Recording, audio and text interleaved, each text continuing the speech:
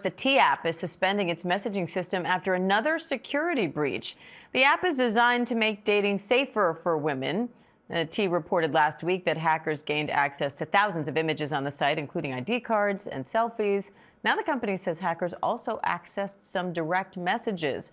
Brad Milkey, host of the Start Here podcast, has the details on that. So, Brad, the T app markets itself as a safe way for women to anonymously review and vet men that they have either dated or are considering dated.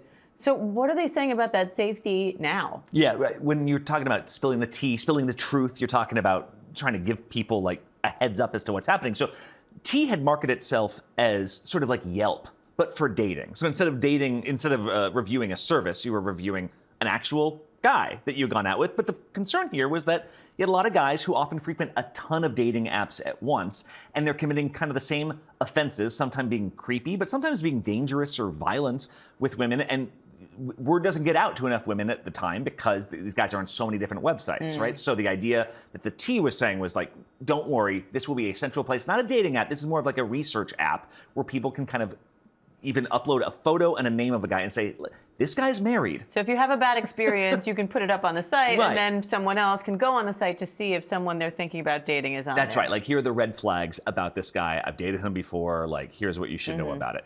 A lot of guys did not like this, shockingly. And so you had this sort of controversy brewing. But in the meantime, T was blowing up. I mean, in 1 week, it was going up to 4 million users. It was the top. App on the App Store. And then T announced it had been hacked in a data breach. It said, we've all these sort of photos of women that are, our customers are now out there being leaked on sites like 4chan.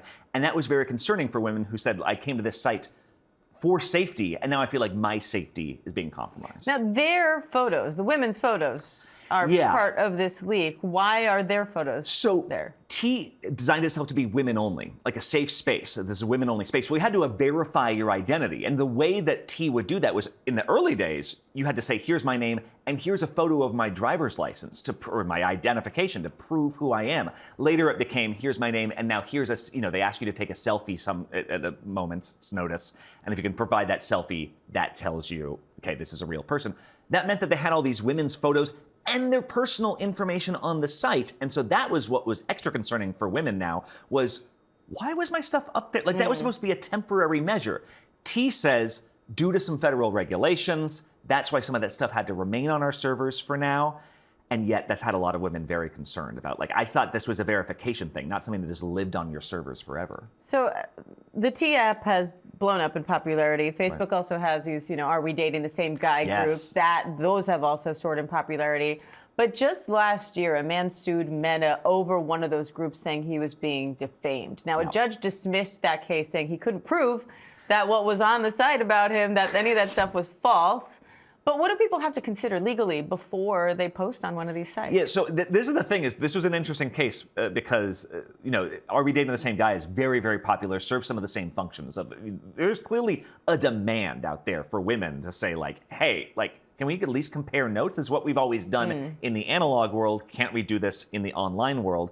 And yet defamation is like a real concern. For instance, guys out there, and women have said that this is an invasion of privacy. You're putting someone's photo up there. These are anonymous reviews. Let's remember that you can say anything and get away with it conceivably. And so what this guy had said is that they're harming my professional reputation by slandering me out there. But like you said, the truth is always the best defense against a defamation case. And when the judge said, can you point to one thing that is definitely not true here? The guy didn't really have an answer for that. All right, we're out of time, but I'm going to squeeze in 2 questions. Please. One, what's to stop someone from just, I like this guy, he doesn't like me back, so I'm going to bash him on this site? And also, what's happening now with the breach? What are they doing about it? Well, T says that they were working with cybersecurity experts, that they are reviewing their workflow, and that right now people's data is safe, that they have sort of put a lock and key on it. The question, though, is going to be about these anonymous reviews, because then the onus will not just fall on the users, it will also fall on the company. That is where some of the legal liability could lie, is that when you're allowing anonymous reviews on the sites and then promoting that as this is all true, that could be a concern. Again, if the stuff is true, or if the stuff is a lie. If it's true, it's tough to sue for slander. Right. All right. ABC's Brad Milkey, thank you. Thanks. And to hear Brad dive into more stories like these, check out the Start Here podcast. New episodes drop weekday mornings at 6 Eastern, wherever you get your podcasts.